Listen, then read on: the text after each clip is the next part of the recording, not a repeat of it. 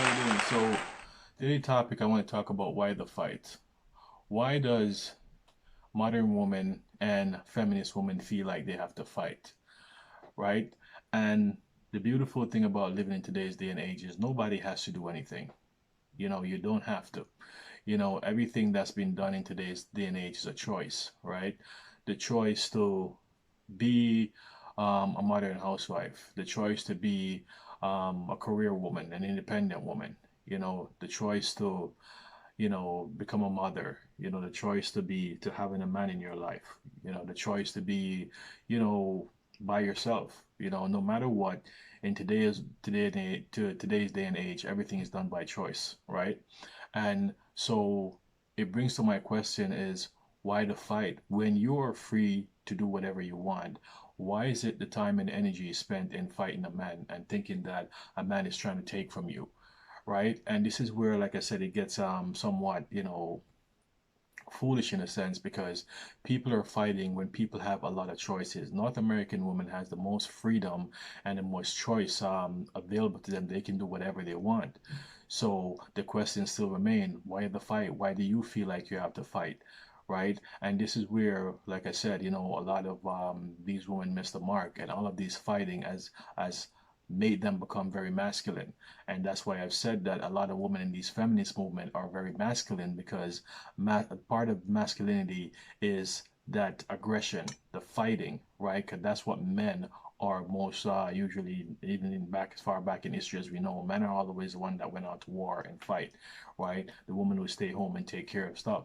And in today's day and age, a lot of feminist women are fighting, continuously fighting against men, and you can't say anything about a woman without them wanting to fight, right? And what that does is it allows a lot of them to fight and end up being single with all the fighting because at the end of the day nobody wants to be fighting all the time. You don't want to be fighting your partner or your spouse or whatever, for as long as you're in that relationship. You want to have an harmonious relationship. You want a relationship where everyone is getting along. And one of the things we notice with feminist women is they can't get along with a man. They can't accommodate a man. So that's why most of these women are going to die single. And it's not a punchline to a joke. It's a fact that when you live from such a negative place, the result that you want in a life, you're not going to get it. Yeah, sure, you can get the job, you can get the high paying job, you can make the money, but that person to basically spend it with and have that experiences with, then that goes out the window because once you feel like you have to fight every single step of the way and you take issue with everything pertaining to women, then you find yourself in a position where you can't keep a relationship.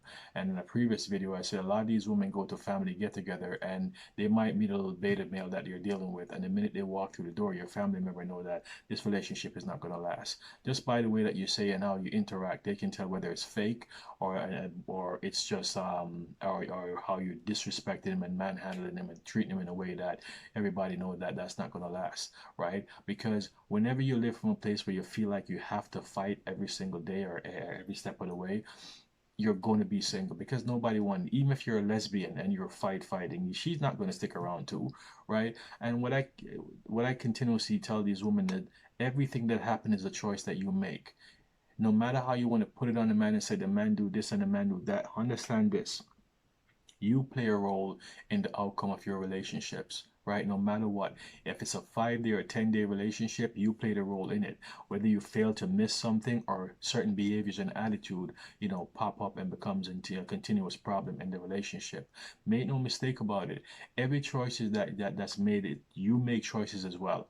So to single-handedly put it on him and say it's his fault, this is where, like I said, the disconnect comes, and then you walk out this relationship that you feel that you're being done wrong when the signs were there all along. Maybe they were telling you all along, but because you're not trying to listen or try to learn or hear anything, you walk out that relationship a bitter Betty, and you carry on the continuous behavior that has been, you know, has been holding you from having a relationship that you want. Because understand this: any woman that will truly wants a relationship with a man can have that. It's just a matter of how much is she willing to give up in order to have that relationship. And nobody's saying that you have to do a complete overhaul to have a relationship. And why not?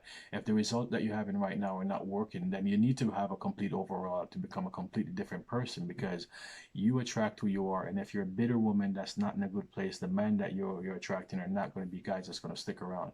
You're going to be sticking. You're going to end up with guys that you're going to have a bitter, toxic relationship with, right? Because at the end of the day, we cannot sit and wait for somebody else to change. We have to change ourselves and understand change start with you. It doesn't start with outside world. It doesn't start with other men. It doesn't start with other women. It starts with you. And if you're not big enough and mature enough to take on and take the responsibility for your actions, then make no mistake about it, you're going to be living the same life over and over, and you're going to have the groundhog effect in your dating life, in your relationship life. The same thing keeps happening over and over again. And until you can identify that and detect that and do something to stop that from happening, the results and your experiences are going to keep on persisting. It's going to be the same thing over and over and over again. Okay, so that's what I want to say for this video. And I've always, like I said, if you have any comment in the section, feel free to drop a comment in the comment section below. Subscribe to my channel, and as always, folks, I'll see you on the next video.